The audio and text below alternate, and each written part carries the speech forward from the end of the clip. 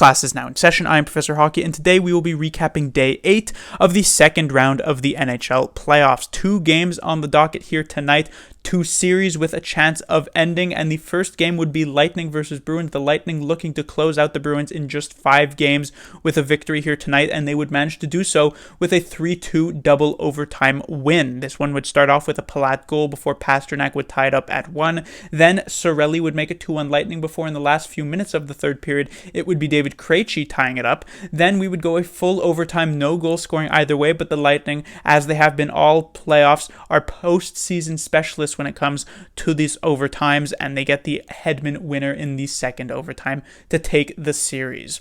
And so it's been very good for the Lightning. That's the good news. It was a solid game, great game from Vasilevsky. As these past couple of games have gone on, the Bruins have been getting better, and the Lightning have managed to be able to deal with that. In Game 3, the Bruins were just terrible. In Game 4, the Bruins were a bit better. Here in Game 5, they were actually significantly better and quite even in terms of play here with the Tampa Bay Lightning, but the Lightning deal with them in each of those 3 situations, win 3 games to take the series, and now they're looking like a real contender here. I mean, they eliminate the Bruins, who were the President's Trophy winner, looked like maybe one of the more dangerous teams in the Eastern Conference, so knocking them off in this second round seems to have opened up the Eastern Conference a lot more. Whether or not they face off against the Islanders, that could be a tough matchup certainly, or the Flyers, maybe a bit less so. But the Lightning are looking very, very good. I think beating the Columbus Blue Jackets in the first round was almost tougher than beating the Bruins here in the second round, but was definitely a good thing to clear up the mental block for the Lightning. Obviously, in the previous year, they got upset in that first round. It seemed as though they were destined to make it to the Cup Finals, if not just win the Cup last year after their 60-plus win regular season, but it didn't end up happening. Now, their regular season was slightly worse, though still very, very good, and they're in the third round here, so great for the Lightning. The only bad news, it has to be this Nikita Kucherov injury. He ended up leaving this game, did not finish it off, and so it does beg the question, how injured is he actually? Is he someone who's going to be injured for only a couple of days and be back? Because it's possible the Lightning actually have a bit of few days off to string together here, depending on what happens in the Islanders-Flyers series, because apparently, if the Islanders actually win tomorrow, we might get Lightning-Islanders start to the series a lot sooner than we would think. It could potentially start before either of the 2 Western Conference series would actually conclude, so that would be pretty interesting to see, and could be bad for the Lightning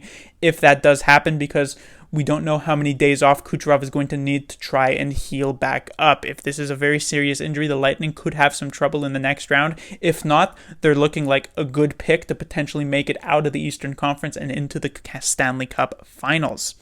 On the Bruins side, the future is still pretty good for this team. They've still got a very solid core. Of course, it should be pointed out that in this second round series, they were playing mostly without Tuukka Rask in this at this point, because he decided to opt out early on in this series, which he should be back for next season. And while Halak was very good here tonight, he wasn't all that great earlier on in the series, so it ended up being a pretty big deal. Patrice Bergeron seems to only get better with age, it seems. And then there's Brad Marchand, who's still a pretty solid player, even if he's getting a bit up there in age. Pastrnak, still quite young, still very good. Players like DeBrusk, Coyle, Carlo, McAvoy, all very young, very solid players. Obviously, the 2 big question marks for the Boston Bruins. The first one is Zdeno Chara. Does he retire at the end of this season? He's still been very good for the Boston Bruins on the backside, on the defensive side, and so honestly, I could see him, at least ability-wise, being able to play yet another season, but I just don't know if he's actually going to want to do it, and it would be a big loss on the back end if he decides to retire and hang up the skates finally as the oldest player in the NHL, if I'm not mistaken.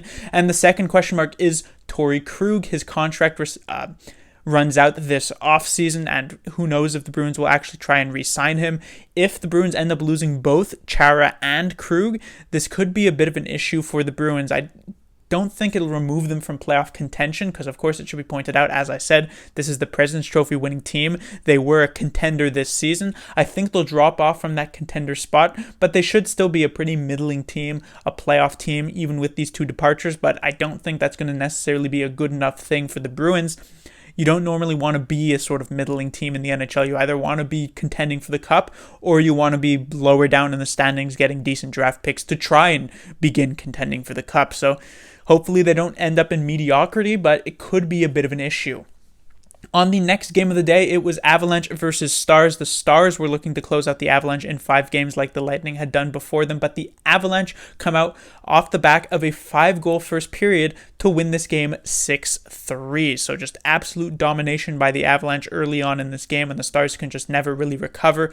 This one is out with a Bellemare goal, then a Burakovsky goal, then a McKinnon goal, then a Kadri goal, then another Burakovsky goal, and that would be the end of the first period. The Avalanche would score more goals than the Stars would have shots in the first period, which is obviously not a great look. The Stars would respond a bit, and they'd get a couple of goals for themselves from Pavelski and Heiskanen before Rantanen would make it 6-2, and eventually it would be Jamie Benn making it 6-3, but too little too late, and the Stars would lose by that score. So great game here for the Avalanche. They come out, and I'm sure Jared Bednar, the message in the locker room, was try to get on the Stars early in this game. They managed to do exactly that.